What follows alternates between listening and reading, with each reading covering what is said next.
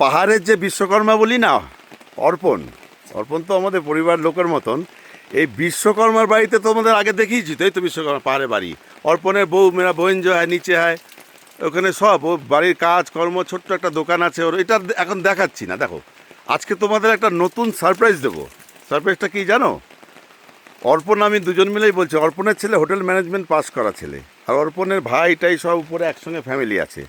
তো আমরা আলোচনা করতে করতে অর্পণকে বলো, তুমি কেন একটা নিজে বানাচ্ছ না? তুমি সবার হোমস্টে তৈরি করছো, নিজের একটা কেন সুন্দর করছো না? যাই হোক, এটা কথার কথা অর্পণেরও ইচ্ছা ছিল, তা ওর ছেলের খুব ইচ্ছে। এই বলতে বলতেই অর্পণ তো আমার সারপ্রাইজ দিয়ে দিল। আমি তোমায় দেখাচ্ছি এই রাস্তা। এই এখন বৃষ্টির জন্য কাজটা একটু বন্ধ আছে, অনুপম করছে। অনুপম আরেকজন অর্পণের ছোট ভাই। ও তো কাঠের মানে তোমার জাদুকর এখানকার, বুঝলে তো? পাহাড়ের যে একটা স্ট্রাকচার আছে না, সেটা তো সবাই পারে না। ও হচ্ছে জাদুকর। ওর সম্পর্কে পরে আমি তোমাদের বলবো। আমি যেটা তোমার এই মুহূর্তে দেখাচ্ছি সেটা হচ্ছে অর্পণ হোমস্টে বানানো শুরু করে দিয়েছে, বুঝলে? সুখবর। আচ্ছা, এই হোমস্টে থেকে তুমি দেখাচ্ছি, দেখো এই দেখো পুরো স্ট্রাকচার শুরু হয়ে গেছে। হোমস্টেতে থাকলে এই দিকটা পুরো কাঞ্চনজঙ্ঘা ক্লিয়ার, দেখতে পাচ্ছ কাঞ্চনজঙ্ঘা? এই দেখো পুরো কাঞ্চনজঙ্ঘা এইদিকে। এখন বৃষ্টি হচ্ছে বলে তোমরা দেখতে পাচ্ছ না। এই দিকে কাঞ্চনজঙ্ঘা, এই দিকে হচ্ছে চা বাগান। অর্পণের উপরে এই হোমস্টের পিছনে চা বাগান, ঠিক আছে?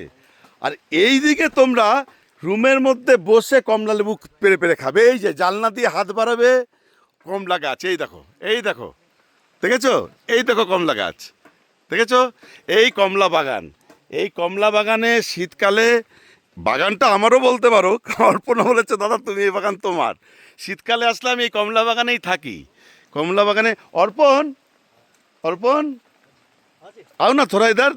कमला अभी क्या ट्रीटमेंट हो गया शुरू? देखो কমলা বাগান, এই যে কাঞ্চনজঙ্ঘা, এই এই এই এই অর্পণের হোমস্টে, বুঝতে পারছো কি জায়গায় তোমাদের এবার রাখবো আমি? আচ্ছা অর্পণ, তোরা কমলা अभी কমলা का सीजन सीजन है अभी छोटा छोटा का দেখান তো, আয়েগা সামনে। आएगा। দেখাচ্ছি তোমাদের কমলা কিন্তু এখন ছোট ছোট হয়েছে। হ্যাঁ, তাও আমি দেখাচ্ছি। অর্পণ চেষ্টা করছে। देखिए इधर ही কোথায়?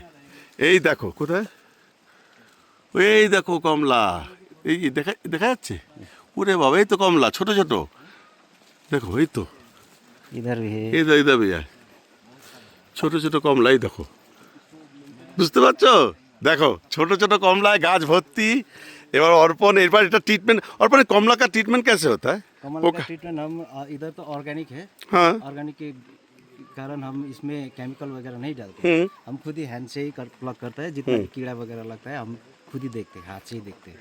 अच्छा, मान लो अभी इतना साइज है, हाँ जी। तो इस बड़ा होते होते कितना टाइम लगेगा? इसमें नवंबर तक तो रेडी हो जाएगा इसमें पाकने के लिए। नवंबर तक जब टूरिस्ट लोग आएगा तब पेड़ में शुद्ध शुद्ध पूरे कमला ऑरेंज और ऑरेंज है। ऑरेंज ऑरेंज होगा। अच्छा, और ट्रीटमेंट के पोका पोका लगता है क्या अभी? ट्रीटमेंट फोका फोका भी लगता है। उसमें हम थोड़ा थोड़ा खरंज डालता है। हाँ। जो लकड़ी का जो आग जलाता है उसको खरंज बना के हम उसको डाल देते हैं। थोड़ा অর্গানিক পুরা, कोई কেমিক্যাল নেই। केमिकल नहीं। বুঝতে পেরেছো? শুরু হয়ে গেছে কমলা ট্রিটমেন্ট। হ্যাঁ, তোমরা শীতকাল কিন্তু নভেম্বরের মধ্যে কিন্তু আবার উঠে যায় কমলা। নভেম্বর শেষ, ডিসেম্বরের 15-র মধ্যে ক্রিসমাস, পুরো কমলা সব বাগান থেকে চলে যাবে কিন্তু।